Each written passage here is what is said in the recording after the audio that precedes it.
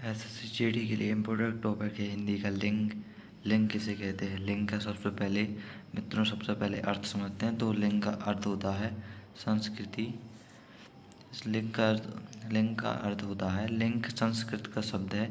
लिंग है जो संस्कृत का शब्द है जिसका अर्थ होता है निशान या चिन्ह होता है। इसका अर्थ आप जान लेते हैं, इसकी डेफिनेशन जान लेते हैं। अभी लिंग के बारे में संपूर्ण जानकारी मिलेगी। डेफिनेशन है इसकी: शब्द के चित्र रूप से पुरुष जाति या स्त्री जाति का बोध हो उसे लिंग कहते हैं। शब्द के जिस रूप से पुरुष जाति का या स्त्री जाति का बोध हो उसे लिंग कहते हैं। तो लिंग की अब पहचान जान लेते हैं। लिंग की पहचान है, सबसे पहले संज्ञा शब्द दो प्रकार के होते हैं। संज्ञा शब्द है जो प्रकार के होते हैं। पहला है सजीव प्राणीवाचक। तो इसकी डेफिनेशन देखते हैं। प्राणीवाचक संज्ञाओं के लिंग की पहचान उनकी शारीरिक संरचना से होती है। जो सजीव होते हैं जिसके अंदर मनुष्य आते हैं तो उनकी पहचान शारीरिक संरचना से अपन कर सकते हैं। और सेकंड में देख सकते हैं, सेकंड में है निर्जीव अप्राणीवाचक।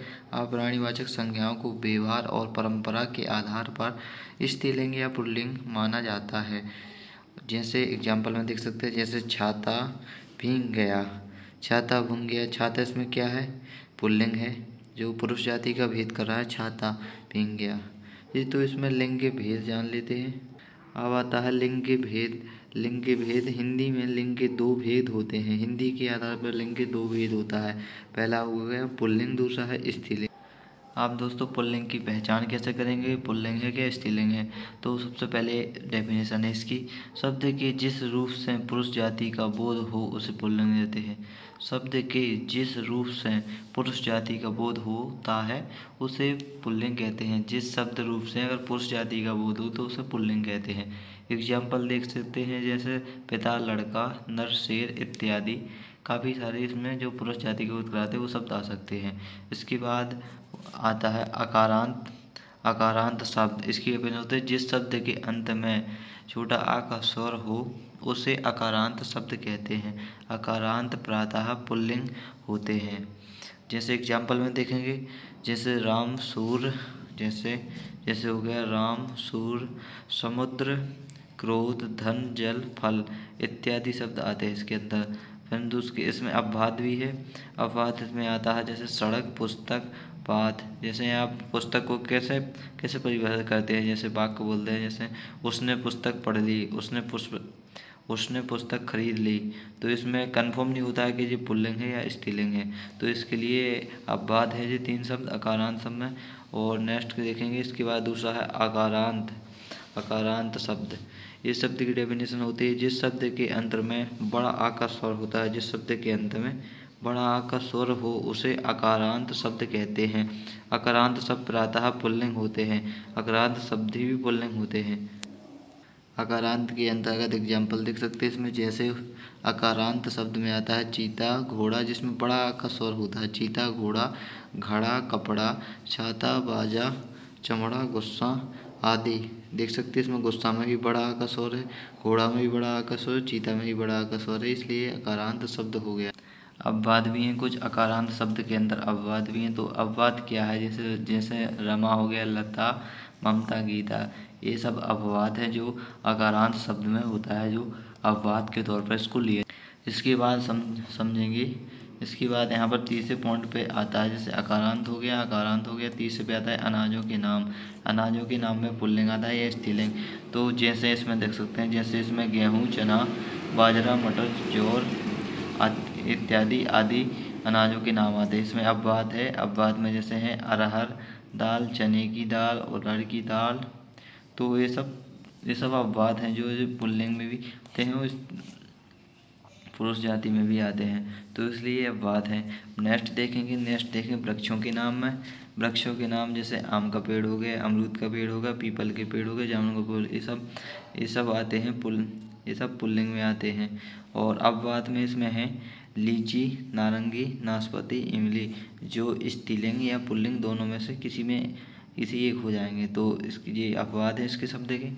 फिर नेक्स्ट पढ़ते हैं तो पर्वतों के नाम में। जैसे पर्वतों के नाम में हो गया विंध्याचल, हिमाचल, सतपुड़ा, पर्वत। काफ़ी सारे पर्वत होते हैं तो यहाँ पर इत्यादि इत्यादि लिख देंगे। इत्यादि जिससे पर्वतों के नाम में, क्योंकि इसमें अपवाद नहीं होता है तो पर्वत किसी को भी अगर पर्वतों के नाम है तो वो पुल्लिंग होगा। अब है धातु एवं रत्न के आधार पर। धातु एवं रत्न के आधार पर धातु एवं रत्न में हो गया जैसे सोना, हीरा, लीलम इत्यादि हो सकते हैं। सब अपवाद में चांदी और मणि भर को छोड़कर इसमें आप काफ़ी सारे धातु एवं रत्न को यहाँ पर लिख सकते हैं। तो यहाँ पर अपवाद में आपको जान लेना है कि यहाँ पर चांदी और मणि भर है, इसके अपवाद हो जाएगा। ये कभी पुल्लिंग नहीं होते, स्त्रीलिंग भी होते हैं पुल्लिंग भी, इसलिए इन्हें स्त्रीलिंग पुल्लिंग की श्रेणी में नहीं लिए जाते, इसलिए उसको अपवाद के तौर पर लिया जाता है। अब आते हैं द्रव्य पदार्थ में। इसके अंतर्गत जैसे में मिल जाएगा आपको दूध, दही, शहद, तेल, पानी इत्यादि इसके अंतर्गत है। सिर्फ अपवाद में है इसमें लस्सी, चाय, शराब, स्याही। जैसे इसमें क्या होता है, जैसे लस्सी, चाय, शराब, स्याही, इसमें जैसे अब लस्सी के जैसे आप एग्जाम्पल देते हैं, जैसे उसने लस्सी पी ली। तो अब ऐसा इसका उच्चारण करते हैं तो इसमें पुल्लिंग स्त्रीलिंग दोनों हो सकते हैं। तब नेक्स्ट बढ़ते हैं गिरोह के नाम में। गिरोह के नाम में जैसे हो गया सुख, जैसे इसमें अब बाद में सिर्फ इसमें अर्थ हो जाएगा पृथ्वी भर, पृथ्वी इसका बात हो जाएगा। तब ग्रहों के नाम में जैसे बुध हो गया, शुक्र हो गया, अरुण, वरुण हो गया इत्यादि आप इसमें लिख सकते हैं ग्रहों के नाम में। इत्यादि यहाँ पर कर देंगे, इत्यादि हो गया। और नेक्स्ट बढ़ते हैं समुद्रों के नाम में। समुद्रों के नाम में यहाँ पर अब बात नहीं है तो इसमें सारे समुद्रों के नाम लिख सकते हैं। जैसे समुद्रों के नाम में जैसे हिंद महासागर, अरब सागर, प्रशांत सागर, तो यहाँ पर डैश करके इत्यादि कर देंगे। अरब सागर हो गया, प्रशांत सागर हो गया, हिंद महासागर हो गया इत्यादि, क्योंकि इसमें अब बात नहीं है तो इसमें किसी भी महासागर हो जाएगा। अब नेक्स्ट बढ़ते हैं देशों के नाम में। इसमें भी कोई अब बात नहीं है तो यहाँ पर देशों के नाम में भी पुल्लिंग हो जाएगा। जैसे भारत हो गया, पाकिस्तान होगा, ऑस्ट्रेलिया हो गया, साउथ अफ्रीका हो गया, इजराइल हो गया, इराक हो गया, जिम्बाब्वे हो गया, बांग्लादेश हो गया, सब देशों के नाम में पुल्लिंग हो जाएगा। अब नेक्स्ट पढ़ते हैं डे के नाम पे, दिनों के नाम पे क्या होता है। इसमें भी दोस्तों अब बात नहीं है तो इसको भी ऐसा कर देंगे। दिनों के नाम में अगर सोमवार, मंगलवार, बुधवार, इसमें अब बात नहीं है तो A to Z इसके अंतर्गत सब डे आ जाएंगे। इसमें अब बात नहीं है तो दिनों के नाम में पुल्लिंग हो जाएगा। और मैंने हिंदी महीनों के नाम, हिंदी महीने में जैसे आ जाते हैं चैत, बैसाख, जेठ इत्यादि कर दिया। इसमें अब बात नहीं है तो दिनों महीने के नाम आए, हिंदी महीनों के नाम तो उसमें भी पुल्लिंग हो जाएगा। अब बढ़ते हैं अंग्रेजी महीनों के नाम में।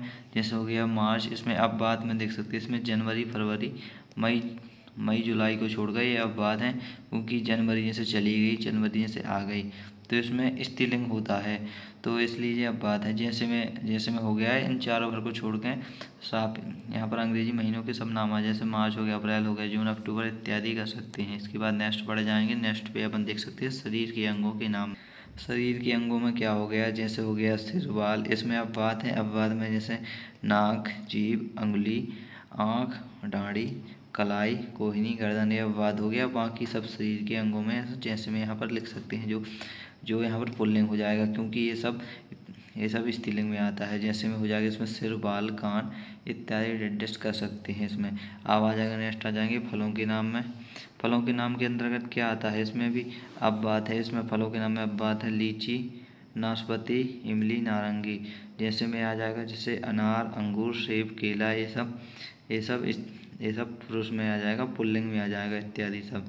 इसके बाद आते हैं सब दोस्तों, इसके अंतर्गत क्या आते हैं, अब आते हैं सब्जियों के नाम में। सब्जियों के नाम में जैसे अपवाद हो गए, इसमें भिंडी और लौकी पर अपवाद है तो इसमें जैसे हो जाएगा जैसे आलू, टमाटर, गोभी, प्याज इत्यादि, ये सब इत्यादि सब सब्जियों के नाम इसमें आ जाएंगे तो वो सब पुल्लिंग हो जाएंगे। सिर्फ अपवाद में है भिंडी, लौकी जो स्त्रीलिंग होती है। और फिर आ जाएंगी अब समूहवाचक संज्ञा में आ जाएंगे, समूहवाचक शब्द में। इसमें अपवाद है सेना जैसे फौज हो गया, पुलिस हो गया, समिति हो गई, तो ये इसके अब बात होते हैं।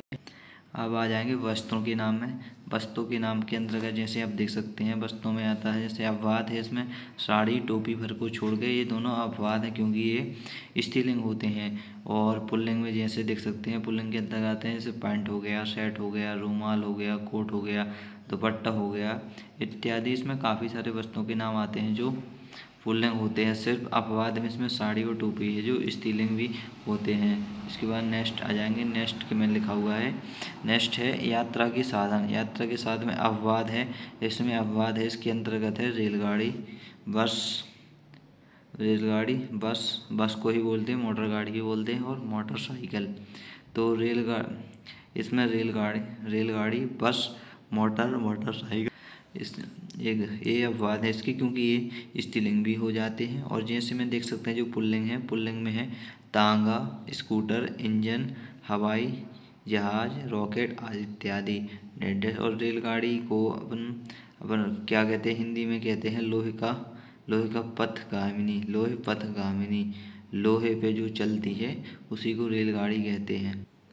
अब इसके अंतर्गत आएंगे संस्कृत के वे शब्द जिनके अंत में खा अथवा जा आता है, जैसे वे भी पुल्लिंग होते हैं। जैसे में आप देख सकते हैं यहाँ पर सुख, दुख इत्यादि वाक्य इसके अंतर्गत आ जाएंगे। तो इत्यादि वाक्य इसमें कर दिया अंतर्गत। इसके बाद आ जाएगा समय के नाम में, जैसे इसमें अब बात नहीं है तो समय के नाम में जैसे इसके अंतर्गत आ जाएगा, ये सब पुल्लिंग हो जाएंगे, जैसे घंटा, बल, मिनट, सेकंड इत्यादि। तो ये समय के नाम में भी पुल्लिंग हो जाएगा। अब नेक्स्ट आते हैं। नेक्स्ट है हिंदी वर्णमाला में ई, छोटी ई, बड़ी ई तथा ऋषि को छोड़कर सब वर्ण पुल्लिंग कहलाते हैं। आपको हिंदी वर्णमाला में देख लेना है। हिंदी वर्णमाला में छोटी ई, बड़ी ई तथा ऋषि को छोड़कर सब वर्ण पुल्लिंग होते हैं, पुल्लिंग कहलाते हैं। इन शब्द को आपको 3 शब्द देख लेना है। जैसे ई हो गया, जैसे आपने नाम सुना होगा किसी का, क्रांति नाम सुना होगा, क्रांति में बड़ी ई थी तो वो पुल्लिंग में आ जाएगा। इसलिए ये सब अपवाद है हिंदी वर्णमाला में। अगर ई, छोटी ई, बड़ी ई या ऋषि को लिखा हो तो इन सबको छोड़कर सब पुल्लिंग आ जाएंगे सब। बाद नेक्स्ट आते हैं नोट में। देखिए क्या हो जाएगा नोट में, यहाँ पर लिखा हुआ है जिन शब्दों के अंत में या, बा, ता या बापन आए तो सब पुल्लिंग हो जाएंगे दोस्तों।